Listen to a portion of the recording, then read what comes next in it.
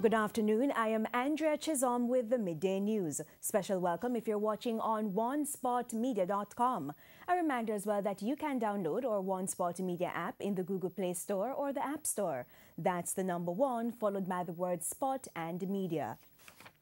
St. Mary recorded its 3rd murder since the start of the year.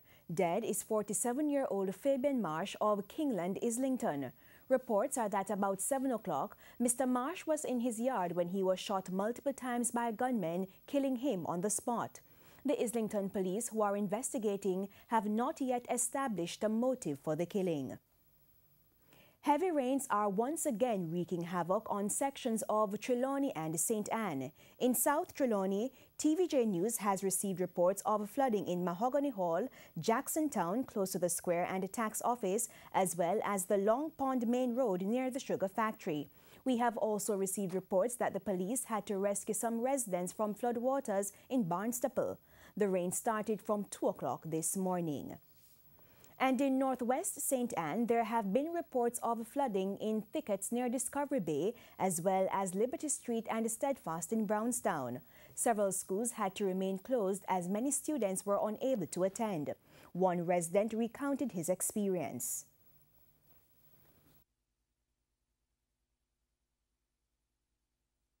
I wake up this morning, realize that the water come over in the house.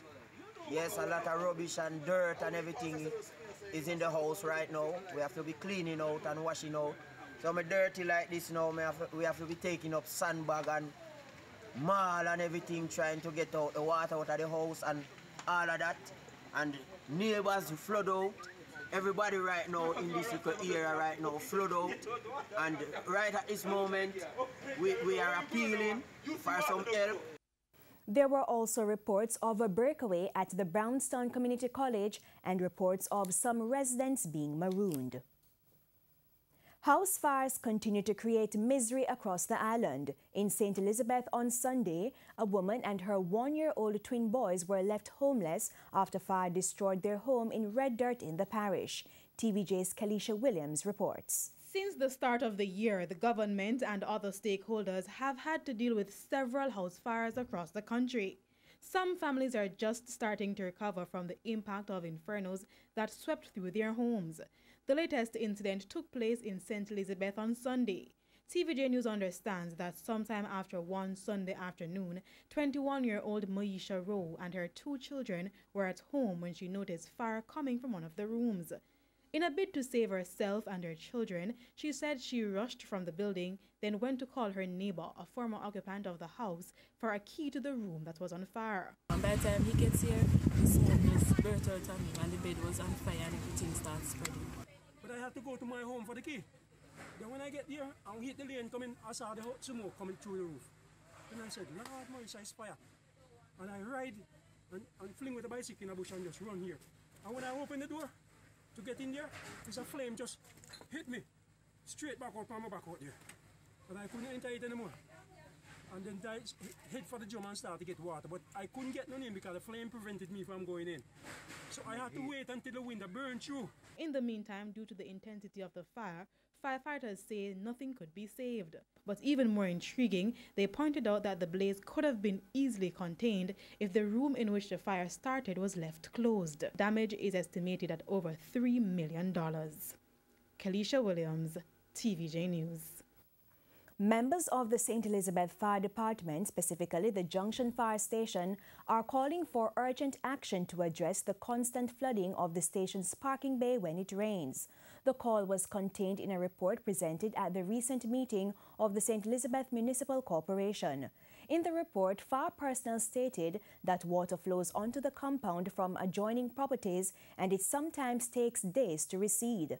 The firefighters are therefore calling on the St. Elizabeth Municipal Corporation, the Ministry of Local Government and the Jamaica Fire Brigade to fix the problem. Checks by our news center revealed that a sinkhole at the rear of the station was filled during the construction of an adjoining building on the property. Residents told our news team that a drain is needed to channel the water away from the station. They say the nearby Donald Horn Market and Transport Center could be affected. The Buff Bay Cemetery in Portland will be formally closed due to the lack of burial spots. The announcement was made recently at a meeting of the Portland Municipal Corporation. It's advising persons with reserved spots to take the necessary steps to access them.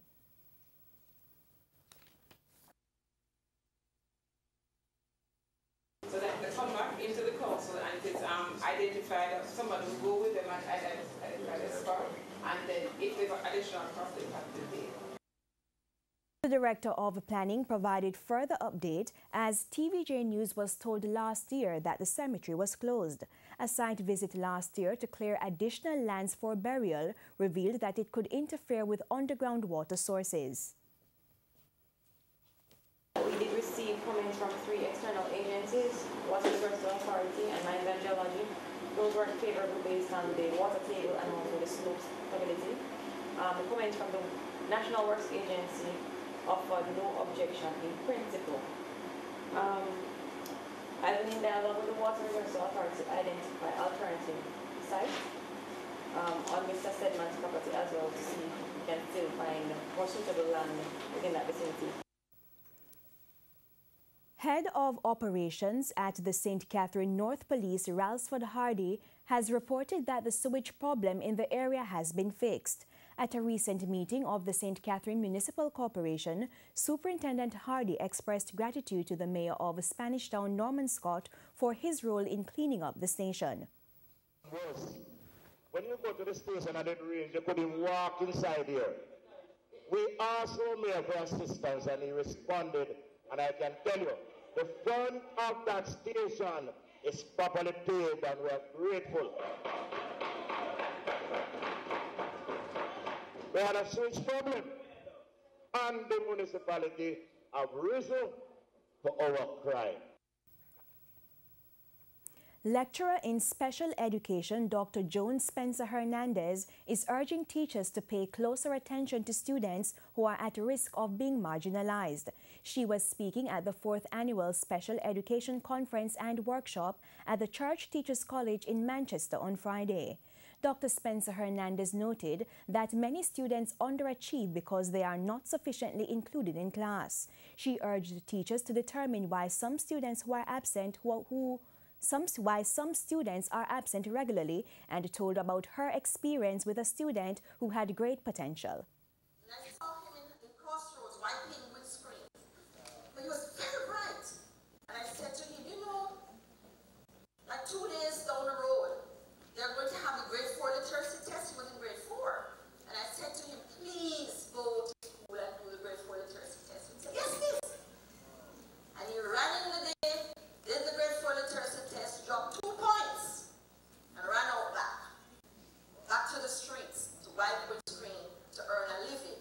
This indicates the moral responsibility to ensure that those groups that are statistically most at risk are carefully monitored, and that where necessary, steps are taken to ensure their presence, participation, and achievement in the education system.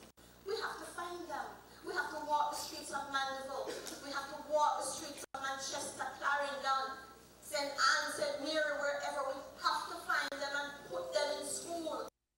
And in sports, UWI-FC recorded their first ever win in 7 games with a 3-1 thumping of Sandal South Coast at the Mona Bowl on Sunday. O'Shane Jenkins' 11-minute strike sent the Mona team ahead, but the lead would not be for long. Ron Daly restored parity 8 minutes later for the team that has spent the season so far in the relegation zone.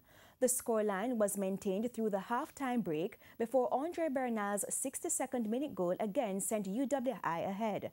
And the points were sealed for UWI when Patrick Brown scored the deep in stoppage.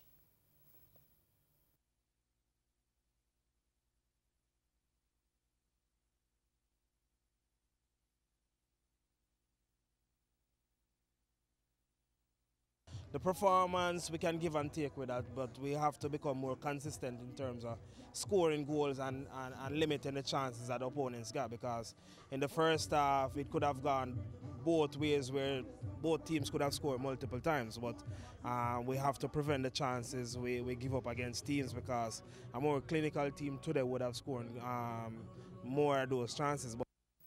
Meanwhile, Andrew Vanz's 55th minute goal was enough to give Humber Lion all 3 points over visitors Tivoli Gardens at Effortville.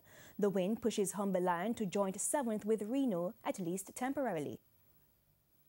Meanwhile, no play was possible between Montego Bay United and Waterhouse due to a waterlogged Park Field, and in the 5 o'clock kickoff, Cavalier were 4-1 come winners from behind over Boys Town, while Harbourview were 2-1 winners over Portmore United. Arnett Gardens will host Reno in the Monday night fixture. And that's the midday news. I'm Andrea Chisholm. Join us at 7 for the primetime news package. On behalf of the news, sports and production teams, good afternoon.